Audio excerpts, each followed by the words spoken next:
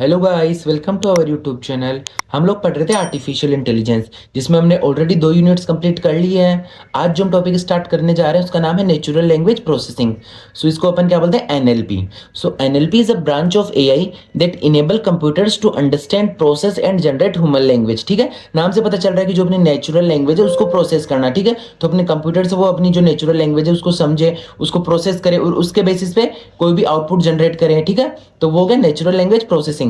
So it is a branch of AI that enable computers to understand, process and generate human language. ठीक है, so it allow humans to communicate with computers using natural language like English and Hindi. ठीक है, NLP क्या support करता है? It allow computers जो directly क्या है कम्युनिकेट करें यूजिंग नेचुरल लैंग्वेजेस, जैसे हिंदी, इंग्लिश, इन सब का यूज करके कम्युनिकेट करें। जैसे एग्जांपल हो गया चैट जीपीटी। आप जैसे कोई भी लैंग्वेज में आप इसको बोलोगे वो समझेगा और उसके बेसिस पे आपको आउटपुट देगा। ठीक है, गूगल ट्रांसलेशन हुआ, सीरी हुआ, एलेक्सा हुआ।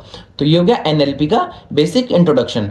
अब अपन देखते हैं ओरिजिन ऑफ एनएलपी, कि एनएलपी का ओरिजिन कैसे हुआ।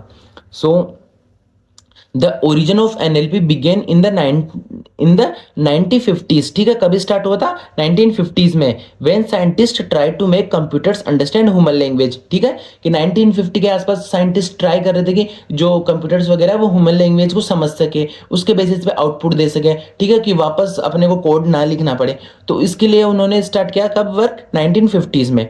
सो अब अपन देखते हैं हिस्ट्री। सबसे पहले 1950s में एलन क्या है, Turing propose the Turing test. ठीक है, उसने कौन सा टेस्ट स्टार्ट किया था? Turing test. ठीक है, किसने? एलन टर्निंग ने।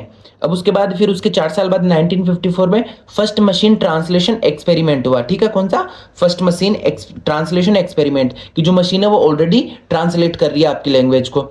फिर उसके बाद 1960 से 80 के बीच rule based NLP systems create हुए। ठीक है, 1960 से 80 तक कि बहुत सारे एनएलपी सिस्टम्स क्रिएट हुए रूल्स के बेसिस पे। फिर 1990s में क्या हुआ?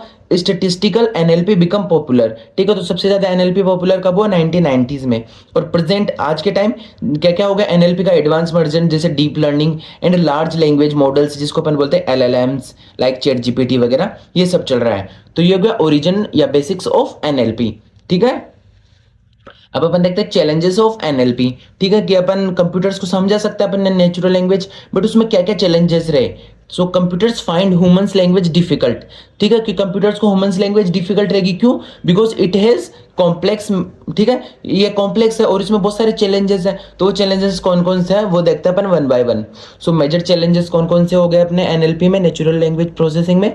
First one is ambiguity, means word या सेंटेंस है वो मोर देन वन मीनिंग, कि कोई एक सेंटेंस है, ठीक है, उसका एक से ज्यादा मीन्स निकल रहा है। जैसे I saw the man with a telescope. ठीक है, अब इसका मतलब क्या है कि I saw the man with a telescope, इसका एक तो मतलब ये हो सकता है कि मैंने टेलीस्कोप से एक आदमी को देखा, या एक ये भी हो सकता है I saw a man with a telescope, कि मैंने एक आदमी को देखा उसके पास टेलीस्कोप था। तो इसका दो मीन है, means who has the telescope, कि मेरे पास है या उस आदमी के पास है। तो ये चीज हो जाती है। तो फर्स्ट चैलेंज हो गया क्या?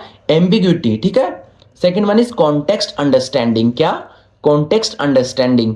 सो mean same words have different meaning in different situations, कि एक वर्ड है, ठीक है, उसके अलग अलग सिचुएशन के बेसिस पे उसके अलग अलग मीन्स निकल रहे हैं। तो वो एक क्या हो गया? चैलेंज हो गया कॉन्टेक्स्ट अंडरस्टैंडिंग, कि कंप्यूटर्स थोड़ी ना समझ पाएंगे। तो जैसे बैंक अगर रिवर के साथ यूज करें तो रिवर बैंक का मतलब हो गया नदी का किनारा, और अगर मनी बैंक के साथ यूज करें तो अपना जो नॉर्मल बैंक। ठीक है, तो ये हो गया सेकंड चैलेंज। अब थर्ड चैलेंज क्या हो गया?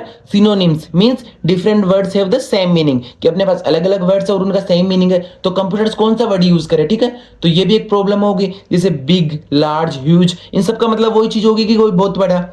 ठीक है, तो ये हो गया थर्ड चैलेंज। अब फोर्थ चैलेंज हो गया अपने पास कौन सा? Grammar differences. So different languages have different grammar rules, कि अलग अलग लैंग्वेजेस पे वर्क करें। अब अलग अलग लैंग्वेजेस के अपने अलग अलग ग्रामर रूल्स हैं, तो ये भी एक चैलेंज हो गया कि उन सबको मेंटेन करना, ठीक है, उनके अकॉर्डिंग परफॉर्म करवाना। फिर फिफ्थ चैलेंज हो गया स्पेलिंग एरर्स। ठीक है, जैसे रिसीव, ये इनकरेक्ट है और ये करेक्ट है, तो कंप्यूटर्स के लिए ये भी एक चैलेंज हो गया समझना कि ह्यूमंस की लैंग्वेज को वो कैसे समझे। ठीक है, फिर चैलेंज हो गया क्या? आइडियोम्स। ठीक है, मीन्स कि अब हम कोई एक सेंटेंस लिख रहे हैं, अब उसका मतलब अगर अपन मीन्स देखें तो अलग निकल रहा है, बट एक्चुअली में जैसे कहावतें होती है ना कि उसका मतलब तो कुछ और है, बट अगर उसका अपन सेंटेंस वाइज देखें तो वो कुछ अलग मतलब निकल रहा है। जैसे ब्रेक अ लेग, इसका मतलब क्या होगा, पैर को तोड़ना, बट नहीं, इसका मतलब क्या है, गुड लक। अपन इंग्लिश में ब्रेक अ लेग बोल रहे हैं तो इसका मतलब क्या होगा, गुड लक, बट इसका एक्चुअल मीनिंग अगर अपन सेंटेंस वाइज देखें तो क्या होगा कि ब्रेकिंग अ लेग, बट ये चीज गलत है, एक्चुअल मीनिंग है गुड लक। तो कंप्यूटर्स थोड़ी ना समझेगा ये चीज, तो ये भी एक चैलेंज हो गया। और लास्ट चैलेंज हो गया मल्टीपल लैंग्वेजेस, ठीक है, कि पीपल मिक्स द लैंग्वेजेस। जैसे अपन चैट जीपीटी वगैरह से कोई भी क्वेश्चन पूछ रहे हैं, जैसे हमने बोला कल एग्जाम है, तो कल तो क्या होगा, हिंदी है, एग्जाम क्या होगा, इंग्लिश वर्ड है, तो अपन क्या होगा, बहुत सारी लैंग्वेजेस को मिक्स कर देते हैं, जैसे हिंदी प्लस इंग्लिश। तो ये भी क्या होगा, एक challenge of NLP, natural language processing का चैलेंज, ठीक है। तो ये हो गए अपने चैलेंजेस कि कंप्यूटर्स कैसे इन चैलेंजेस को ओवरकम करे, समझे अपनी लैंग्वेज को और उसके बेसिस पर परफॉर्म करे, ठीक है।